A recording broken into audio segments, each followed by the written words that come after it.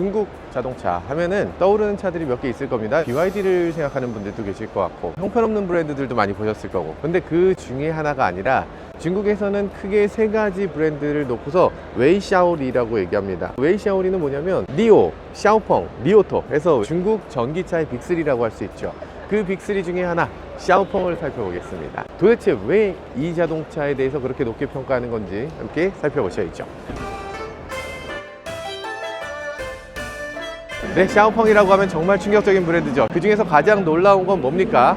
자율주행이죠. 중국에서 자율주행 양대 산맥이라고 할 수 있는 브랜드가 바로 샤오펑인데, 샤오펑에서 이번에 아주 충격적인 결과를 발표했습니다. 뭐냐?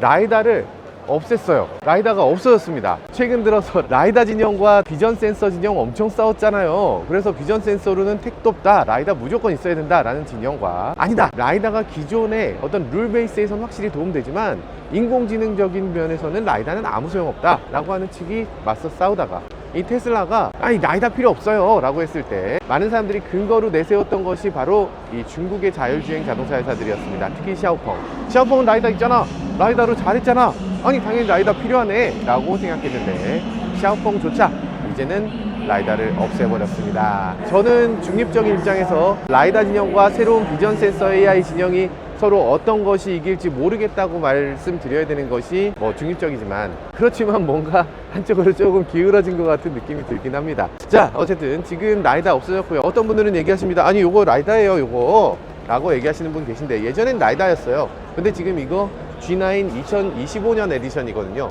2025년이 되면서 여기 있는 라이다가 사라지게 됐고 천장에 있던 라이다도 사라지게 됐습니다. 그래서 전체적으로 이제는 비전 센서만으로 달리는 자동차가 됐어요. 비전 센서는 여기 보시다시피 이렇게 카메라를 여러 개 갖고 있는데, 비전 센서가 스테레오 카메라로 사용되는 건 아니지만 2개 이상의 카메라로 멀고 좁게, 넓고 가깝게 이렇게 보는 2개의 카메라를 가지고서 양안 렌즈처럼 사용할 수 있는 그런 기술을 제공을 하고요. 그리고 또 있습니다. 여기 있어요. 요거는 그냥 멋입니까? 당연히 아니죠. 이것도, 그리고 이 뒤를 보는 카메라도, 그리고 이 아래쪽을 보는 카메라도, 이 모든 카메라들이 다 자율주행에 함께 활용됩니다. 이 자율주행에 함께 활용된다는 거는 이 2개 이상의 카메라가 서로 겹치는 지점이 있잖아요. 그 겹치는 지점에 사물이 있을 때 이게 뭔지 가까운지를 자율적으로 인식할 수 있게 된다는 거죠. 자, 그런 거고요. 여기 보이는 요게 뭔지 아세요? 요 색깔. 중국에서 요 색깔이 보이면 자율주행을 하고 있다는 뜻입니다. 요 색깔이 보이는 차들이 꽤 있어요. 뒷부분에 요게 켜지거나 옆부분에 켜지거나 이러면 나 자율주행하니까 조심해 라고 하는 기능이 작동되고 있다는 거예요. 근데 악용되는 경우도 있습니다. 요걸 작동시키면 어떤 택시 운전사나 이런 분들은 야, 쟨 자율주행 중이야, 그럼 저 앞에 껴들으면 얘가 알아서 설 거야, 쟤 바보 같아 라면서 눈치 싸움에서 절대 지지 않는 모습을 보여주기도 하죠. 자, 아무튼 그런 것들도 잘 활용하면 좋을 것 같고요. 여기 보이는 것은 샤오펑 G9인데요 G9 같은 경우는 이런 식으로 외관에서 아마 여러분들이 가장 좋아하실 자동차가 아닐까 싶은 생각이 들어요. 예쁘죠? 중국 자동차, 특히 우리가 BYD로 중국 자동차를 떠올린다면 그게 사실이 아닙니다. 그렇게만 생겨 있는 건 아니고요. 우리나라 자동차보다 오히려 더 점잖다고 느껴지는 그런 디자인의 자동차들도 있습니다. 인테리어도 보면 어마어마하죠. 이 화려함이라든지 이런 것들 놀랍습니다. 실내로 들어가서 이 차의 실내도 살펴보도록 하죠. 야, 당연히 글래스프 있고 당연히 15인치 듀얼 디스플레이 이렇게 있습니다. 중국에 있는 자동차 회사들이 다 이렇게 오른쪽으로 갖다 붙여요. 그럼 조수석에 있는 사람은 디스플레이가 어마어마하게 크다고 느끼게 되거든요. 그래서 이렇게 연결을 하고 이렇게는 붙이지 않습니다. 이렇게 붙였을 때 문제는 뭐냐면 계기판은 너무 가깝고 센터 디스플레이는 너무 멀어요. 그래서 일렬에 놨을 땐 여러 가지로 불편하다는 거죠. 그래서 이 2개를 이렇게 차이를 놓도록 만들어 놓고 있습니다. 좋죠? 이런 식으로 중국의 자동차 회사들은 무조건 갖고 있습니다. 이거 와, 디스플레이 움직이는 거 봐. 스냅드래곤 815 칩을 사용하고 있기 때문에 이런 것들 움직였을 때 디스플레이 이거 와, 남아도는 거 보세요. 와, 뒤에 뭐 다리 뜨고 있어. 주변에 보면 뭔가 이렇게 반딧불 같은 게 막 날아다녀. 그냥 리소스가 남는다는 얘기죠. 남아도니까 막 이런 것들을 합니다. 깜빡이 켜면 깜빡이 이렇게 드르륵 오, 바닥에 미치는 것까지 하고 있어. 야, 이건 뭐 너무 디테일. 브레이크 밟으면 당연히 브레이크 들어오죠. 이런 거 중국에서 무조건 돼야 됩니다. 이게 안 되는 차는 없어요. 이제 NGP라는 거 있죠. 아, 멋지지 않습니까? 아, 프레임 드랍이 있다? 어차피 이건 데모 모드예요. 실제 모드는 아닙니다. 길에서 이렇게 불법 좌회전 하는 애 딱 본다 이거지. 야, 이걸 그러니까 여기 자율주행에 대한 거 요거 다 비전으로 한다는 얘기예요. 여기 신호등이 있으니까 여기서 정지선 딱 보여주고요. 다시 출발하라는 표시가 나왔다, 신호 바뀌었다, 출발한다, 이런 것들을 보여주고 있어요. 데모 모드이기 때문에 이렇게 되고 있습니다. 샤오펑의 샤오펑의 자율주행은 엑스파일럿 4.0이라고 하는 건데요. 엑스파일럿 4.0으로 이제 업그레이드가 됐습니다. 그래서 완전 자율주행이 되는데요. 주차장에서 출차부터 실제 최종적으로 주차할 때까지 손을 한 번도 잡지 않아도 된다 라는 게 샤오펑 측의 주장입니다. 실제로 되는지는 저희가 시승을 통해서 알아보도록 할게요. 곧 시승해 보도록 하겠습니다. 그리고 또 이걸 하기 위해서 결국에는 자율주행 칩이 있어야 되잖아요. 그 칩은 엔비디아 올인 X를 사용하고 있습니다. 엔비디아 올인 X는 508톱스나 지원한다고 하니까 와, 이거는 우리나라에서 지금 완전 자율주행으로 우리가 넘어간다라고 했을 때 그때 한 10톱스 정도 됐습니다. 그러니까 그것에 비해서 거의 50배 이상 강력한 칩이고 1초에 500조를 연산할 수 있는 어마어마한 정도의 퍼포먼스라고 할 수 있습니다. 이런 완전 자율주행을 오로지 비전 센서로만 한다니까 일단 확고한 것 같습니다. 일단 샤오펑 같은 회사는 중국 자동차 회사들이 라이다에 대한 믿음이 굉장히 컸고 라이다에 대한 추진을 많이 했는데 그럼에도 불구하고 결과는 이렇게 비전 센서로 확실히 넘어가는 게 옳다라고 본 것 같아요. 그리고 사실 완전 자율주행은 테슬라도 당연히 되잖아요. 저희가 주차장까지 다 주차해 주는 것도 확인을 했는데 물론 좋아요. 좋은데 거기서 한 가지 빠진 게 있습니다. 내가 왜 주차장까지 들어가야 되는데? 내가 주차장에 들어가서 거기서 나와야 되는 이유가 뭐야? 나는 주차장 근처까지 가서 야, 여기다 주차해 라고 하고 나는 그냥 나와버리는 거. 그게 제일 좋은 거 아니에요? 네가 알아서 주차해. 내가 왜 주차장까지 가야 돼? 그게 엑스파일럿에선 지원됩니다. 이번 엑스파일럿 4.0은 원격 주차 기능까지 지원이 되기 때문에요. 차에서 내려서 그냥 스마트폰 버튼만 누르면 알아서 자기가 여기로 주차하는 그런 기능을 제공해 줍니다. 아니면 여기서 터치스크린을 통해서 주차하는 장소만 찍어 놓고 차에서 내리면 알아서 주차하고, 그리고 심지어는 중국 같은 경우는 거주자 등록 주차장이 있어요. 중국에서는 거주자 주차장에 알아서 차가 주차해 주는 기능을 제공해 줍니다. 그러니까 매일매일 주차하는 곳에는 내가 얘기할 필요가 없어. 그냥 되는 겁니다. 자, 그런 거고요. 그리고 이런 식으로 디스플레이 이렇게 움직여서 요거 지도 더 볼래요? 아니에요. 난 영상 더 볼래요? 이런 것들도 됩니다. 그리고 방향 바꿀래요? 방향 바꿀래요? 당연히 됩니다. 난 내비게이션을 가까이 볼래요? 이런 것들 돼야죠. 그리고 여기서 이쪽으로 옮길 수도 있어요. 이렇게 옮겨지고요. 여기서 또 이렇게 옮기면 이렇게도 옮겨집니다. 좋죠? 오, 같이 보자, 같이 보자. 이렇게 할 수 있어요. 아니야, 너만 봐. 난 운전해야 돼. 너만 봐. 이렇게 운전할 수도 있어요. 이런 것들 돼야지. 야, 이거 봐. 소리 나오는 것에 맞춰서 이렇게 앰비언트 라이트가 같이 번쩍번쩍 합니다. 오디오 사운드 미쳤죠. 여기 보면 지금 팝업 알텍 랜싱 스피커처럼 떠올라서 이렇게 트위터를 보여주는 게 있고요. 그리고 여기 보면 운전자의 눈을 봐서 운전자가 혹시라도 딴 데 보거나 딴청 피는 거 아닌지 이 자율주행으로 계속 사람을 감시하는 이런 시스템도 제공이 됩니다. 그리고 운전할 때 자율주행으로 들어가는 거는 테슬라하고 똑같아요. 이렇게 D를 누르고 한 번 더 누르면 완전 자율주행으로 넘어가게 됩니다. 굉장히 쉽죠? 자, 그런 상황이고요. 지금 2열 시트 같은 경우도 굉장히 넉넉하고 굉장히 멋지죠. 여러 가지 면에서 야, 훌륭한 자동차다. 2열도 마음에 드세요? 하고 이 헤드레스트 와, 진짜 너무 좋죠. 지금 G9은 여기까지 살펴보도록 하고요. 다음 차로 넘어가도록 하죠. 샤오펑에서 오늘 공개하는 차는 샤오펑 X9입니다. X9이라는 자동차는 사실 우리나라에서도 가장 인기 있는 차급이에요. 사실 우리나라에서 어떤 차가 가장 인기 있습니까? 소렌토가 가장 인기 있고요. 그 다음에 인기 있는 차는 카니발입니다. 그러니까 카니발이라는 자동차가 우리나라에서는 너무너무나 인기가 있죠. 그런데 카니발이 갖지 못한 게 있습니다. 바로 럭셔리함, 그리고 파워, 그리고 전기 파워트레인. 이 세 가지가 없는데 지금 중국에서는 그 세 가지를 모두 갖춘 차를 수두룩하게 내놓고 있습니다. 그 중에 하나가 바로 샤오펑 X9입니다. 거기에 여기는 더해서 완전 자율주행 기능까지 제공해주고 있죠. X9 같은 경우는 이런 식으로 완전 비전 센서를 통해서 앞에 있는 두 개의 카메라가 사용되고 있고요. 그리고 또 앞쪽에 이런 식의 카메라가 또 별도로 있어서 와이드 쪽도 이렇게 지원해주고 있습니다. 앞유리가 아니라 와이드를 이렇게 아래쪽에다 붙이는 이유는 작은 것들이 튀어나왔을 때 인식할 수 있으려면 이게 낮으면 낮을수록 좋기 때문에 이렇게 아래쪽으로 붙이게 되는 거죠. 그리고 또 후방을 위한 카메라도 별도로 갖고 있고요. 테슬라 같은 경우는 여기서 후방으로 B필러 카메라를 갖고 있지만 여기는 B필러 카메라를 별도로 갖고 있지는 않습니다. 그리고 또 차가 굉장히 길기 때문에 MPV라면 모름지기 갖고 있어야 되는 후륜 조향 시스템을 갖고 있는데, 그래서 뒷바퀴가 꺾여서 회전각을 줄여줄 수 있는 기능도 제공을 해주고 있습니다. 지금 이 차 같은 경우는 MPV인데도 불구하고 뒤쪽을 이렇게 깎아놓고 있습니다. 그래서 공기저항 개수가 0.22, 상당히 적은 공기저항 개수를 보여주고요. 실내 한번 들어가서 살펴보도록 하죠. 2열부터 들어가 보도록 할게요. 이거 되게 좋다. 옆에 이런 식으로 열릴 때 소리 나는 것도 생각을 못했네. 그리고 또 우리가 생각 못했던 게 있습니다. 손잡이에다가 스위치를 달면 되는 거잖아. 그러면 손잡이를 이렇게 잡으면서 버튼을 누를 수 있는데 지금 보통은 이렇잖아요. 여기서 만약에 버튼을 누르려면 어떻게 해야 됩니까?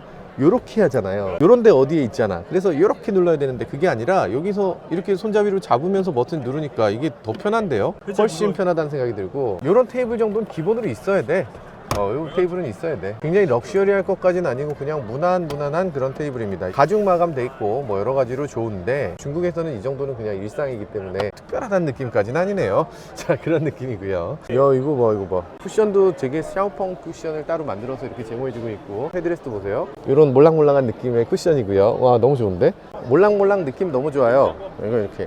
자, 그리고 여기 보면은 이런 것들이 있습니다. 여기 아래쪽에 슬라이딩 되는 버튼이 있는데, 이걸 온 오프해서 온도를 조절할 수 있고요. 냉장고, 온장고로 사용될 수 있는 그런 기능이기도 하고요. 버튼 누르면 이렇게 슬라이딩으로 쭉 나오는 걸 볼 수 있습니다. 사실 이런 거 필요 없습니다. 솔직히 뭐 열고 닫는데 뭐 쓱 열리는 게 중요해? 열고 닫는데 그냥 딱 누르면 덜크덕 나오고 손으로 이렇게 쫙 당기면 되죠. 근데 그건 가오가 안 살잖아. 딱 눌렀을 때 쫙 했을 때 어머! 오, 맞아. 너무 멋있어. 이런 거 있어야죠. 오, 완전 차가워. 오, 진짜 차갑다. 이게 그러니까 얼음처럼 차가운 그런 음료를 안에서 제공해 주고요. 마셔도 되는 건가? 마시면 어글리 코리안이 돼요? 알겠습니다. 전동으로 뭐가 이렇게 움직이는 게 차 안에 있을 때 뭔가 멋있죠. 뭔가 느낌이 좋습니다. 공조장치 같은 경우 이런 식으로 돼 있는데, 은근히 요즘 들어서 디스플레이를 많이 사용하고 있는데 디스플레이가 아닌 것이 오히려 의외이기도 하네요. 시트에 보면 버튼이 여러 가지가 쭉쭉 있죠. 버튼이 여러 가지 있는데, 요 제로 그래비티 버튼을 누르게 되면 이런 식으로 됩니다.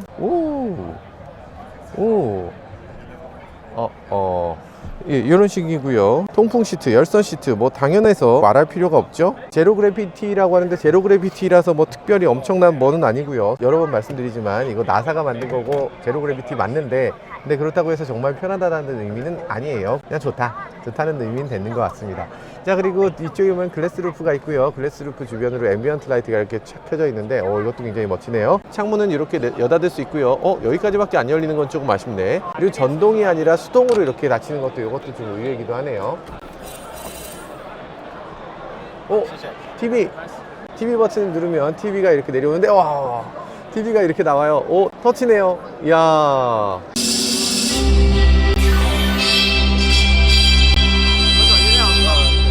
야, 너무 좋은데? 아니, 등에서 마사지가 막 되면서 영화 막 보면서 사운드도 지금 어마어마하게 좋고, 3D 사운드를 위해서 천장에도 스피커 그릴이 별도로 만들어진 걸 볼 수 있네요. 천장에 스피커 그릴이 별도로 있으면 뭔가 좀 촌스럽게 느껴질 수 있는데, 그런 것들이 또 하나의 그릴로 디자인 요소로 이렇게 사용되는 걸 볼 수 있습니다. 이런 것들도 멋진데요.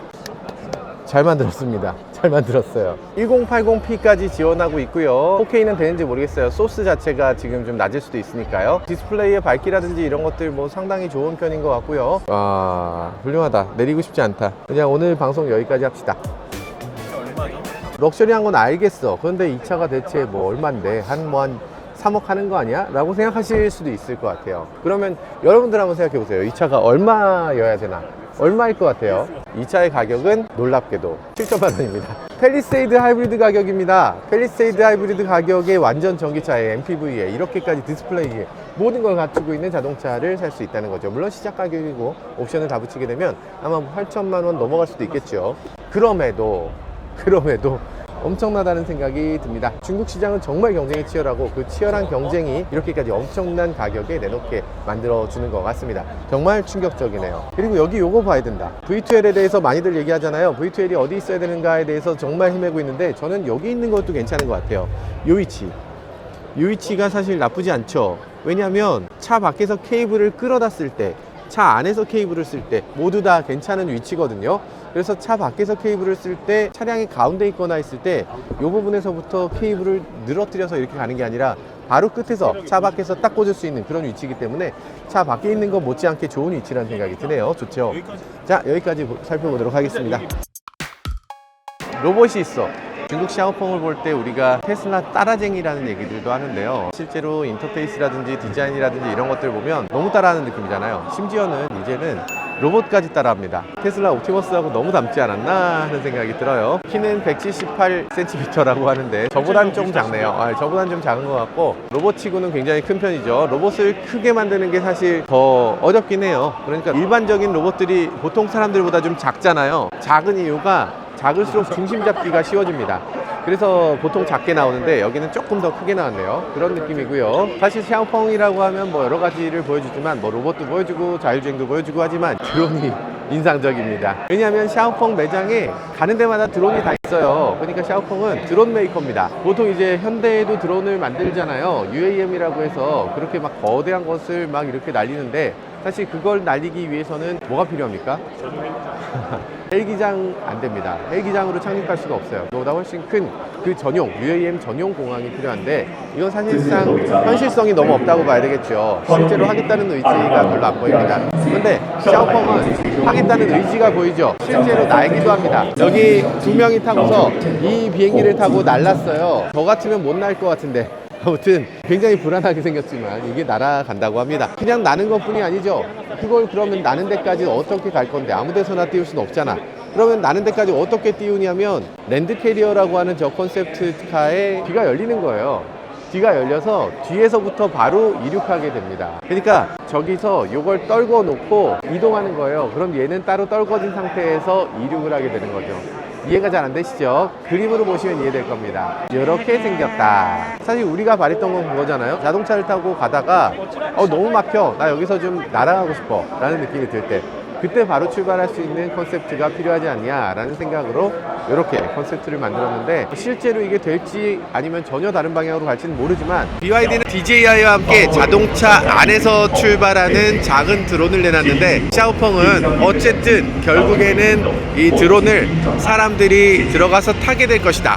타야만 한다라고 보고 있는 것 같습니다. 개인적으로는 사람이 드론을 탈 일이 과연 있을까 싶은 생각이 들지만 어쨌든 미래는 꿈꾸는 자들의 것이니까요. 다양한 아이디어가 나오는 것만큼은 칭찬할 만한 일인 것 같습니다.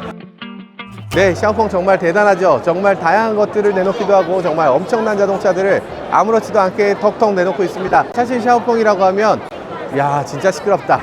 정말 말도 안 되는 자동차를 계속 내놓는 브랜드이기도 합니다. 그러니까 도전의 브랜드라고 할 수 있어요. 여러 가지 부분을 계속 새롭게 만들어내고 그렇기 때문에 지금 자율주행에서도 중국에서 가장 인정받는 브랜드가 될 수 있었던 것 같고요. 그만큼 빠른 속도로 뭔가 진화하기 때문에 혹시라도 샤오펑이 망해버릴 수도 있겠지만 만약에 장기간 살아남는다면 아마 샤오펑 세계 자동차 회사에서 큰 두각을 나타내는 그런 거대한 브랜드가 될 수 있지 않을까 하는 기대도 해보게 됩니다. 물론 지금은 스타트업 정신이 강한 그런 메이커라고 할 수 있지만 이 정신이 계속 끊이지 않고 이어지길 그리고 많은 다른 메이커들에도 큰 영감을 주기를 기대해 봅니다. 지금까지 저는 모카 김한용이었습니다. 감사합니다.